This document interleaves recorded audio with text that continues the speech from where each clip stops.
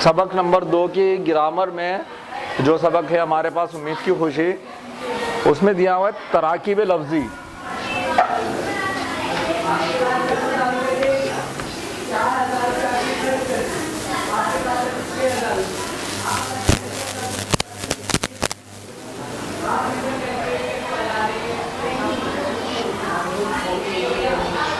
तराकीब लफ्ज़ी आपके ऐसे अल्फाज जो अपनी जगह अलग मायने भी रखते हैं। दो लफ्ज़ों को लीजिए आप और दोनों लफ्ज़ मिलकर कोई एक लफ्ज़ बना हो, उसे हम कहते हैं तराकीब लफ्ज़ी। उम्मीद की खुशी, हमारे पास ये जो चैप्टर का नाम था वो क्या था? उम्मीद की खुशी। ये पूरा अब एक लफ्ज़ बन गया है। किस खुशी की बात हो रही है? जो आपको उम्मीद से मिलती है, जबकि उम्मीद अपनी जगह एक अलग लफ्ज़ है और खुशी अपनी जगह एक अलग लफ्ज़ है। ऐसे लफ्ज़ों को आप तराकीब लफ्ज़ी कहते हैं। आपके सबक में आने वाले जो तराकीब लफ्ज़ी हैं उसमें से आपको तक 5 लिखने हैं। वो लफ्ज़ आए थे, एक आया था खुश आइन, जो इस सबक में आए हैं। वैसे तो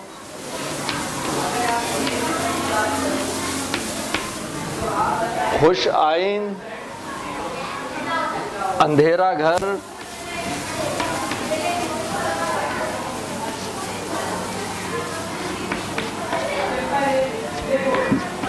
दर्द की दवा, और एक आपका खुद अपना सबक का नाम उम्मीद की खुशी, और एक और लफ्ज़ यहाँ पर जो आया था कठिन घड़ी।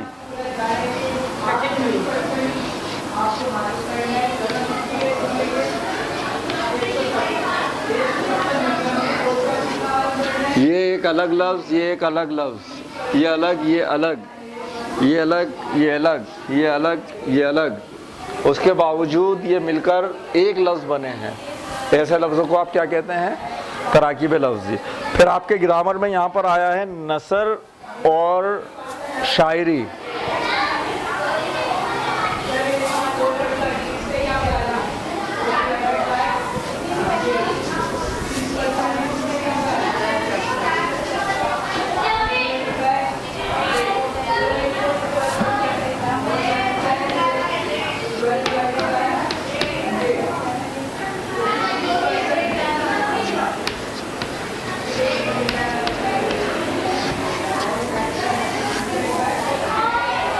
दरअसल जब भी हम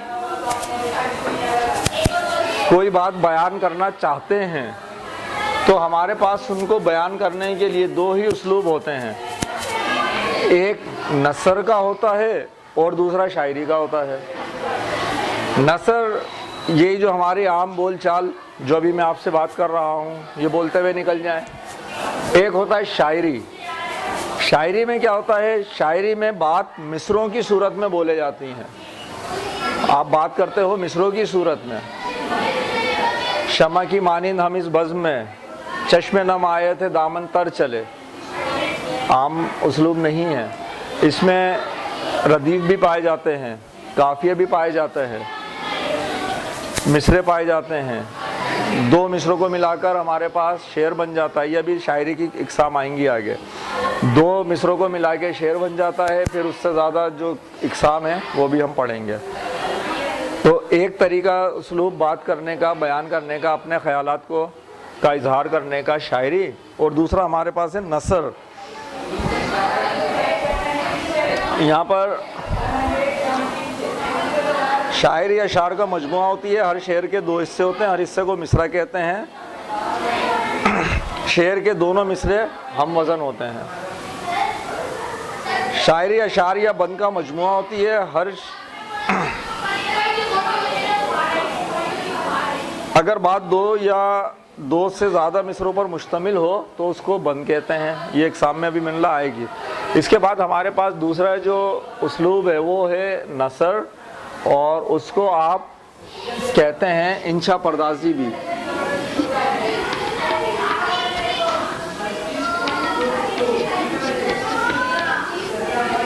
शायरी और इंशा पर्दाजी।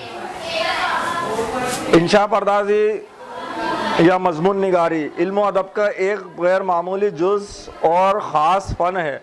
अगर इंसान को लिखने का अच्छा सलीका हो तो वो अपने ख़यालात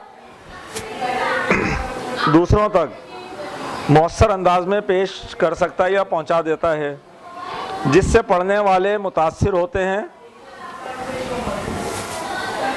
बहुत सारे पढ़े लिखे लोग, पढ़े लिखे तो बहुत हैं, पीएचडी की हुई है, साइंसदान हैं, अपना जो उनकी अपनी फील्ड है उसमें महारत रखते हैं।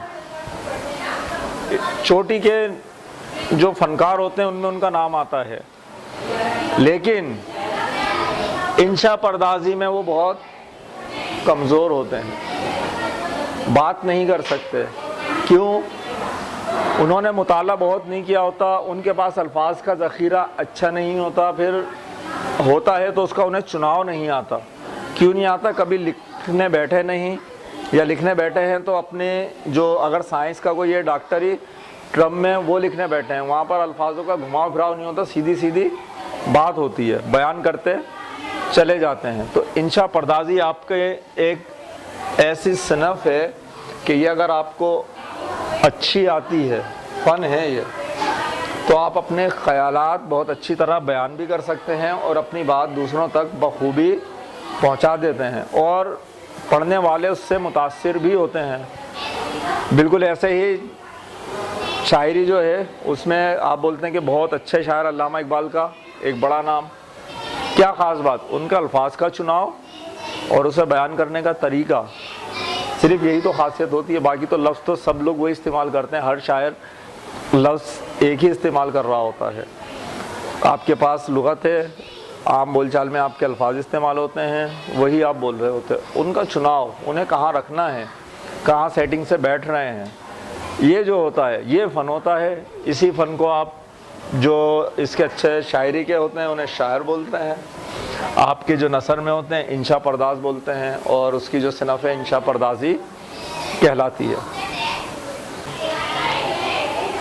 सबक नंबर 3 जो हमने अभी पढ़ा, कौमी हमदर्दी, उसकी ग्रामर, उसमें आपको देखें जुमला इस्मिया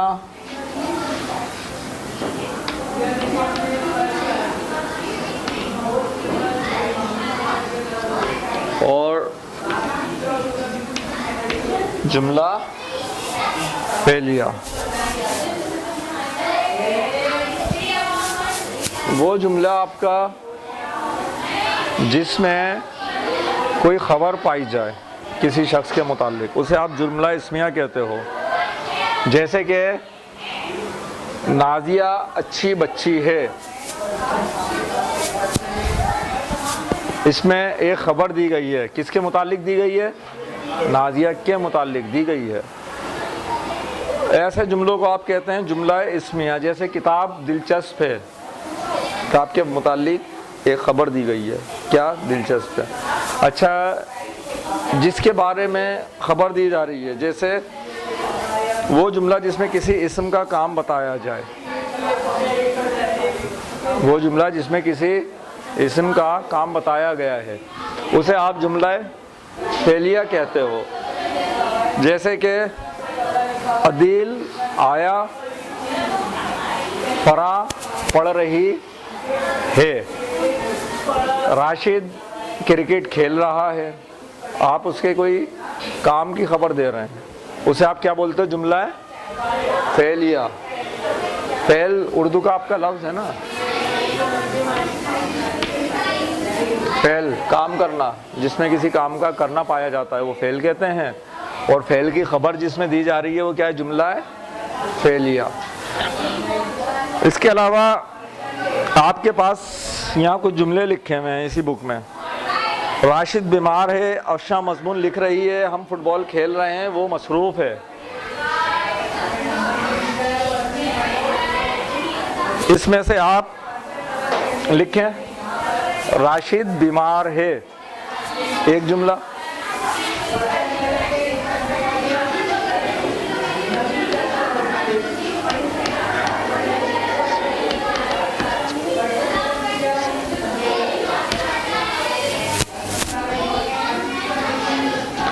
दूसरा है अफशा मजमून लिख रही है।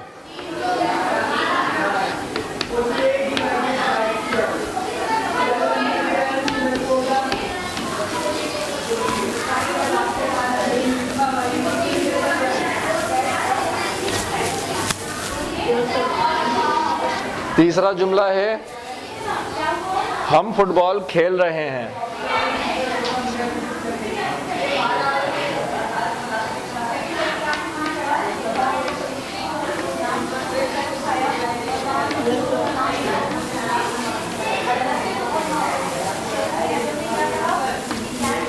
और चौथा वो मसरूफ है।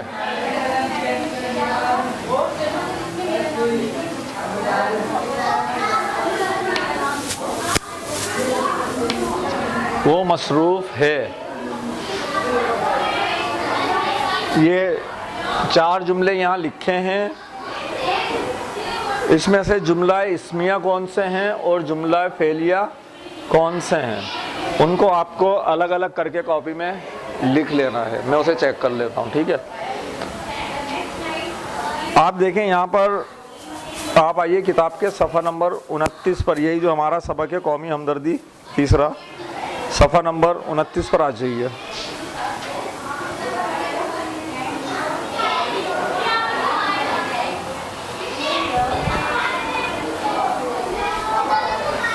ये कॉपी कर लिए, मैं मिटा रहा हूँ, ठीक है।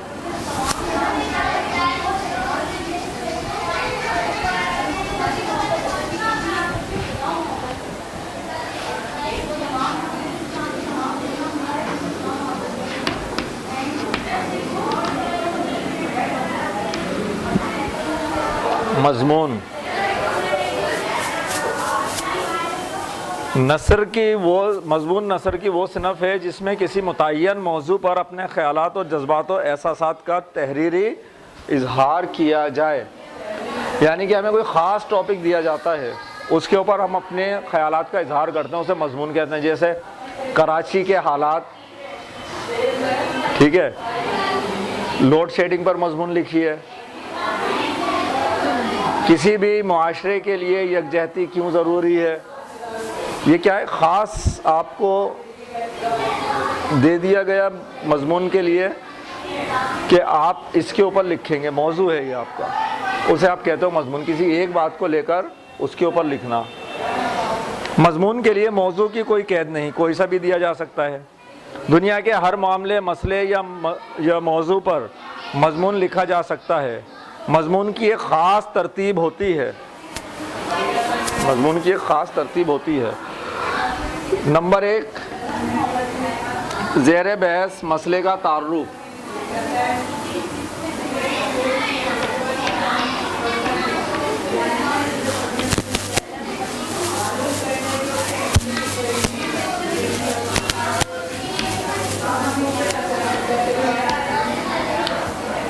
नंबर 2,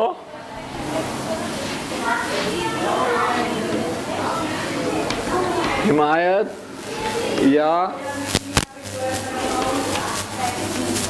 मुखालिफत में दलाइल। नंबर 3,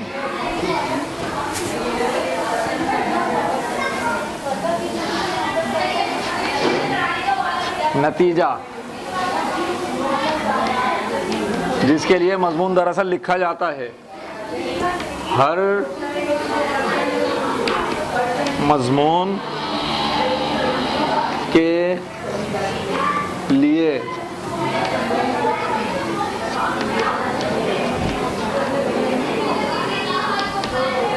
नज़्म ज़ब्त,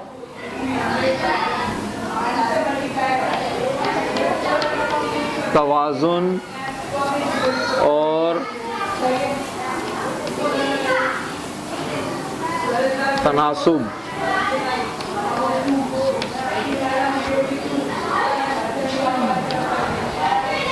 ज़रूरी है। ये आपके मजमून के लिए ये 3 चीज़ें पाई जाएंगी। क्या ज़हर बहस मसले का तारुफ जब आप लिखने जा रहे हो, लोड शेडिंग पर अगर लिखने जा रहे हो तो आप सबसे पहले उसका तारुफ पेश करोगे। लोड शेडिंग है क्या,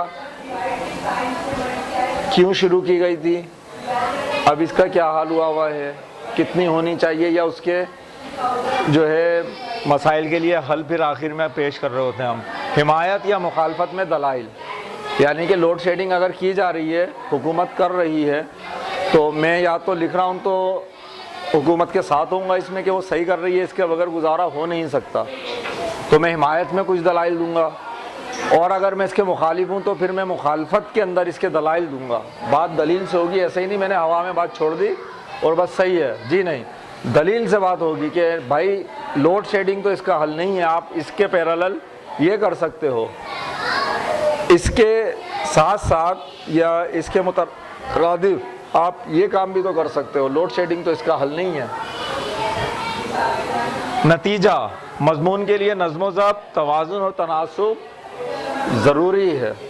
तवाज़ुन रखेंगे आप, ऐसा नहीं हो कि आप बिल्कुल हुकूमत के ख़िलाफ़ हो जाएं अगर इस मौजू पर लिख रहे हैं, ऐसा नहीं हो बिल्कुल अवाम के ख़िलाफ़ हो जाएं, बल्कि क्या दोनों जो फरीक़ैन हैं उसमें तवाज़ुन रख कर चल रहे होंगे। ये सिर्फ इस मसले पे बात कर रहा हूँ, बाकी दूसरे मजमून के लिए उसकी खुसूसियात उसके हिसाब से, लेकिन होंगे इन्हीं चीज़ों को सामने रख कर। सही है, ये हमारा मजमून। आप मुझे वो जुमले चेक करा दीजिए जो, या 2 मिनट ले उन जुमलों को पूरा कीजिए, उसमें से वो जुमला इस्मिया और जुमला फ़ेलिया सिर्फ निशान लगा दें और मुझे दिखा दें।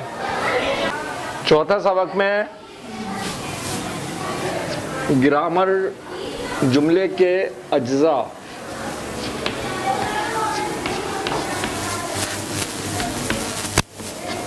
जुमले के अज्जा दरअसल 2 होते हैं। एक हिस्सा मुश्तमिल होता है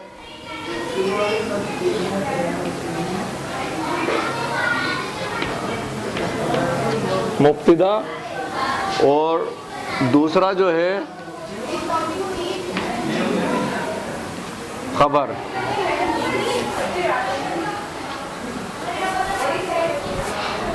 दो हिस्से होते हैं एक जुमले के, एक मुब्तिदा होता है, दूसरा खबर।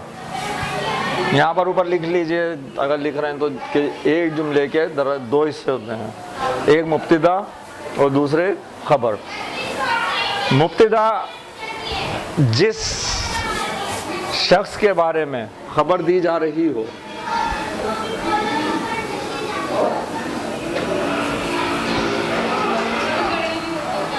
खबर जो खबर दी जा रही हो, जैसे राशिद क्रिकेट खेल रहा है, खबर किसके बारे में दी गई है, राशिद। राशिद यहाँ पर मुब्तिदा है, खबर क्या दी गई है, खेल रहा है, ये खबर है।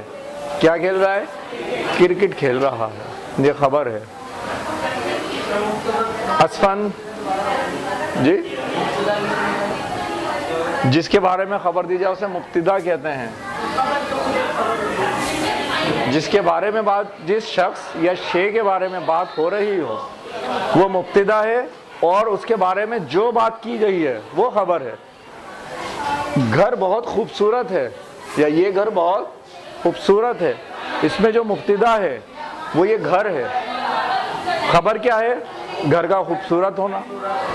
सही है, एक जुमले के 2 हिस्से होते हैं, एक मुब्तिदा और दूसरा खबर। इसमें और जुमले लिखिए। आपको जुमलों में से मुब्तिदा और खबर दोनों अलग अलग करने हैं। नंबर 1 मैं लिख दे रहा हूँ।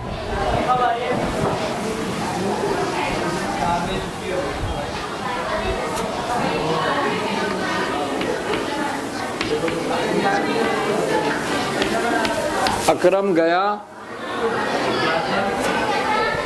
नंबर 2 बच्चा कूदा।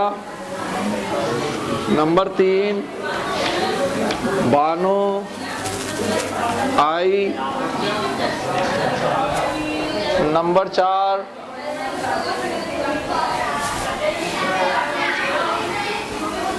जैन रोया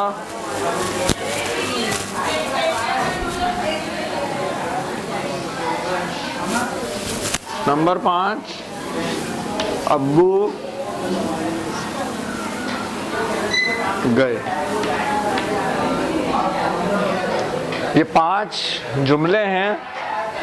इसमें आप 2 कॉलम बना लीजिए, एक खबर का, दूसरा मुब्तदा का, या पहले मुब्तदा फिर खबर, 2 कॉलम बना लीजिए।